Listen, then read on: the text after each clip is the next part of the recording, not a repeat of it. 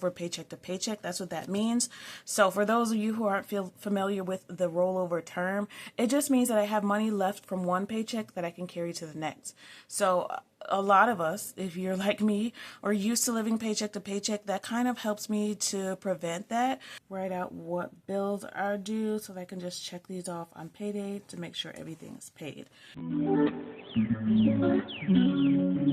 Hi everybody, thanks so much for clicking on this video and welcome to my channel. I am here to share with you everything life and finances. My name is T. Today I'm here to show you my pre-payday prep. That is when I can go into my employer's website and find out how much my upcoming paycheck will be. I'm going to go ahead and do that with you guys just to show you where every dollar goes. I am a zero-based budgeter, which means I assign and plan for every cent. I know whether it's going to go to savings, to bills, whatever. So that's what I'm going to be doing with you guys today. This is the ChatGPT. Actually, I printed out the official copy. Where did I put it? Okay, so now here's the much prettier version. This is the spreadsheet that I created with the help of ChatGPT. I did have to redo the math because it was not all the way accurate. So I updated this. It's in a very pretty format so you guys can see it on paper now. Once I figure out how to get both my face and the spreadsheet on the same screen with sound, I'll be sure to show you guys everything that I do digitally because it is very interesting if I do say so myself. So we're going to be in payday 2. That's what's going to be coming up. So we're going to be putting a total of $260 every single time that I get paid into different envelopes. And this outlines what I'm going to be putting in each. And the reason that this was needed or very helpful was because I have different deadlines for each of these. So there's vacation, will and trust, emergency fund, graduation, birthdays, Christmas, and my 100 envelope. So I have different deadlines and different amounts that I want to reach in these envelopes. And ChatGPT was just nice enough to organize it in a way that I reach all of my deadlines and the amount that I want to reach in each of the envelopes within this year. That was part of the goal that I set up. I never went over A. Did I meet all of my goals in A? So I have a printer goal to reach $200. That deadline I said when I made the video is not for just January because it will take me a while to reach that. I wanted to make a new envelope for month ahead grocery. I did that. A new envelope for my will and trust. I did that. Try the budget mom sheets. I did that. Not with great success, but I did do it. I did try it. I wanted to move gas and grocery to month ahead. Anytime I have rollover, I am doing that. So I'm trying to get a month ahead in groceries, which means I'm trying to save a total of $400 to keep in savings just in case there's ever a time where I don't have income coming in and I need to buy groceries. So I'm working on that, part of my month ahead. I did save $260 from my first list of my 2026 goals. So that first list, everything was checked off. Everything was put aside for saving. Extra $20 to the 100 envelope. I was able to do that at the end of the pay period. I had $20 extra dollars that went. Actually, I had $110 from last paycheck left. I put 20 of it into my 100 envelope. My daughter's shadowing. I haven't set that up yet. I need to do that. I did very good on my 12-week year goals. Let's just wrap it up and say that. I did very good on that. I did meal plan for the month. If you guys want to see that, I'll show you in another video. Just let me know. I saved a total of $985. So I saved 54% of my paycheck. That's pretty good. So moving on to paycheck B. I already put some notes in here. This is the second paycheck of the month for me. $200 from utilities to Discover. I made a mistake and paid utilities early, so they're not due for January. What I was supposed to do was put that $200 to my Discover bill for the tickets that I purchased for our vacation next month. So the budget for the $200 for utilities that will come out of this paycheck is actually going to go to my Discover credit card to pay that back. What I actually did, I found out that the tickets went down cheaper, so I actually got a refund of $50. I had to call and it was a big thing, but I got my $50 back. $50 is a lot of money and I wanted my money now. So they gave me my refund of $50. And I'm very happy about that because that means we can do something else there or I can put that towards savings. I budgeted for internet last pay period, but it actually was paid for the month of January as well. I've been paying a little bit more each month on every bill, so that eventually I'll get a month ahead automatically. And I believe I've reached that for internet but I'm holding on to it just in case something gets messed up. I am considering increasing grocery. That'll probably be something that I look for in February. This is how I keep notes ahead. This is why I like to keep a couple months in here. My financial goals for this pay period. Oh, and I did set up extra $25 is going to retirement. Yeah, I opened up a secondary account. So probably starting in February, my budget will be affected by that, but we'll see.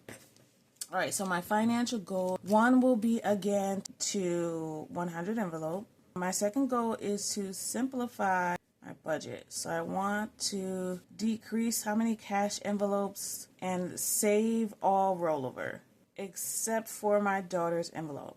All right, so her envelope will keep $50 in there at all times, hopefully. I never want to go under $50, so I'll keep rolling that over paycheck to paycheck. That's what that means. So for those of you who aren't familiar with the rollover term, it just means that I have money left from one paycheck that I can carry to the next. So a lot of us, if you're like me, are used to living paycheck to paycheck. That kind of helps me to prevent that. But now that I'm a little bit more secure, I think that's the only envelope I'm going to do that with, and the rest, if I have anything left at the end of the pay period, I'm going to put those straight to savings. Personal goals, I do need to still set up that shadowing, continue my 12-week year, and I need to declutter my downstairs office. So this is the office that I'm in now. I forgot on my last pay period the note that I did not use any sinking funds. All right, so we're going to be doing the budget for January B. This is a pre-payday prep. Ignore the dates, you guys. That's not really important for you to know. It's really the method that I want to show you and the things that I keep in mind when I do my budget. So we have rollover, and I'm debating on whether I want to include that in here. I need you guys to weigh in on that. Do you want me to include what's already in my cash envelopes in my budget? Because that's going to affect what I'm able to spend. So when I expense track, I will be able to tell why was I able to spend $40 in beauty when I only put $20 in on payday. So if I don't know where that extra $20 came from, the budget won't make sense. It won't zero out. So let me know if you guys want me to include that or simplify it by just showing you the budget process.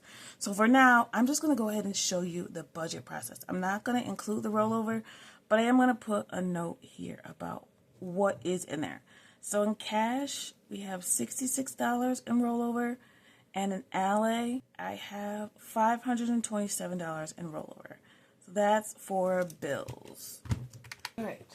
I checked my employer's website, and I know my paycheck for this pay period will be more than I expect based on the overtime that I've done. So the total will be $1,832 that we're starting with for payday B.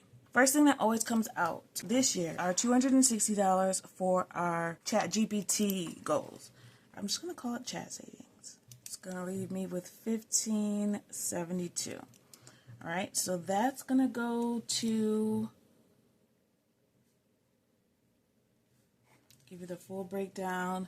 $125 is going to go to vacation, and that's only because it's soon. $22 will and trust fund, and $50 goes to the 100 envelope challenge. All right, let's make sure that zeroes out. All right, and you can see where I'm getting that from here in payday 2, right?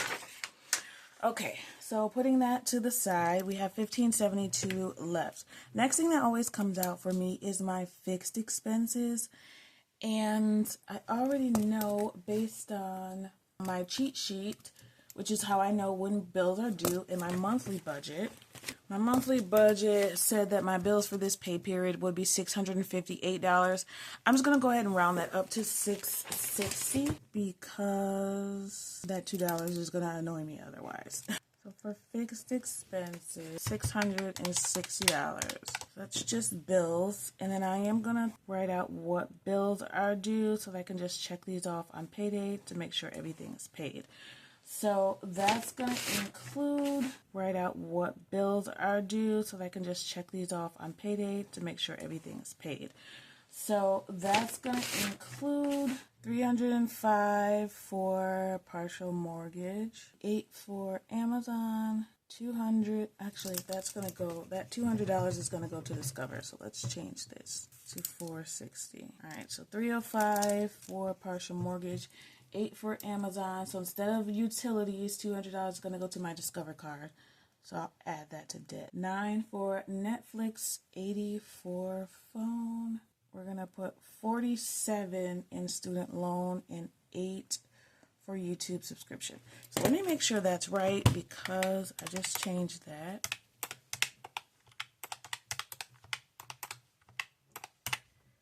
Yep, 460. All right, so it's gonna be 460 instead for our fixed expenses. It's gonna leave me with $1,112. Then we have to do debt. So debt I already know is going to be $260 because we're going to be doing $200 for Discover for that error I made last month and $60 extra for the car note that I'm trying to pay off this year. And that's going to leave me with $852. So we got debt paid, we got bills paid. Those are most important. And then we have to eat and pay for gas. So we have to put $300 away for that. That's my usual budget, although the cost of groceries is getting up there. So we put $200 in groceries and toiletries every pay period. I'm going to put $50 in essential and $50 in gas. Usually I spend about $45 in gas. I don't spend a lot. Yes, that's for 2 weeks. Everything I do is pretty close to home, so I don't spend much in gas. All right, and then we have cash. So cash, I was going to pull out more, but I'm just going to do $230 for our cash envelopes. That's going to leave me with $322. So cash envelopes, the rest of this is going to be pulled out in cash. So $552 will come from the bank plus the $260 for savings. I know already I'm going to put $75 in shopping, $75 in dining. Again, these are getting more than they usually would because it's a 3 paycheck month for me. I'm going to put $30 in beauty this time. All right, that zeroes out. After that, the rest of this is savings. So I know I want to put $150, $55. We're going to stick with $155 for our Always Fund. All right, so what's in the Always Fund? These are items that are always going to get money every single time I get paid because there's stuff that is going to come up throughout the year, whether I like it or not. Happens every year. They're priority items. We're going to do $25 to home maintenance. That's just for like improvements I want to make on the house. College travel, getting $20. I'm not putting too much in there this year. My binder, I want to put $20 in self-care and then $10 in my miscellaneous. So I get $30 every time in my me binder. Just so I give myself something to play with in the paychecks. Usually I don't even touch it, but I might coming up this next week. We're going to put $20 in family fun, $20 in health, and $20 in my home defense envelope. Hopefully this zeroes out. And it does. That leaves me with $167. So $167 is going to be just my other don't sink funds. So I already said one of my goals is to get half a month ahead in mortgage. So we're going to put $100 to the month ahead mortgage binder. And so the next time I get a 3 payday month, I'm going to do the same thing and then I'll be a whole month ahead. That's the goal anyway. We're going to put $45 in home emergency because I want to finish that out. And then the other, $22. We're going to put in YouTube supplies so that I can either get a printer or a new lighting. My stomach is growling and I really hope I can edit that out.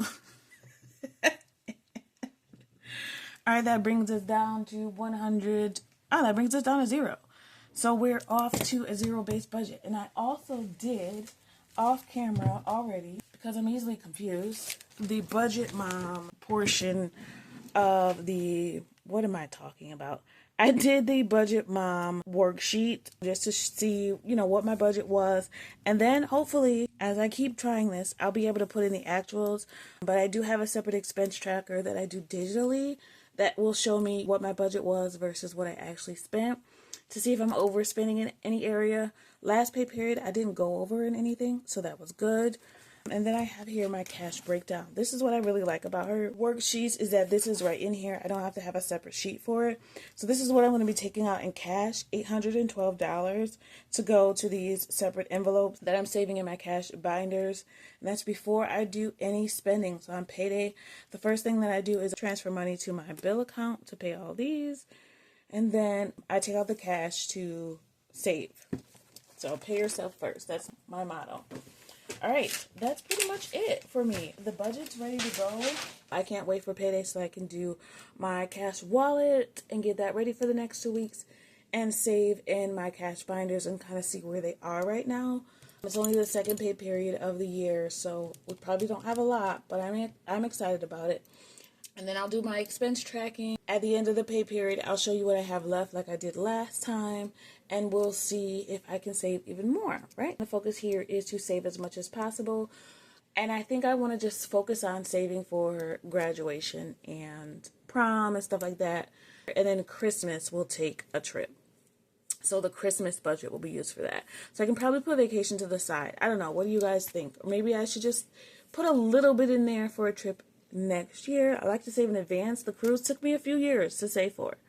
Don't judge me, but we did it and it was so worth every dime. My daughter had a great time.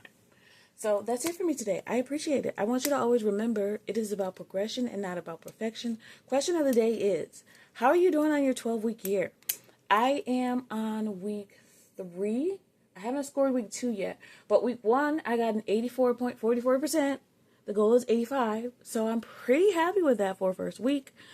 I'll score in the next one. At the end of the month, I'll come back and show you guys how my first month of the 12-week year went, so my first 4 weeks. And I'll share with you what I decided to change, if anything, what worked and what didn't. Again, thanks so much. Always remember, it is about progression and not about perfection. Happy saving. Bye.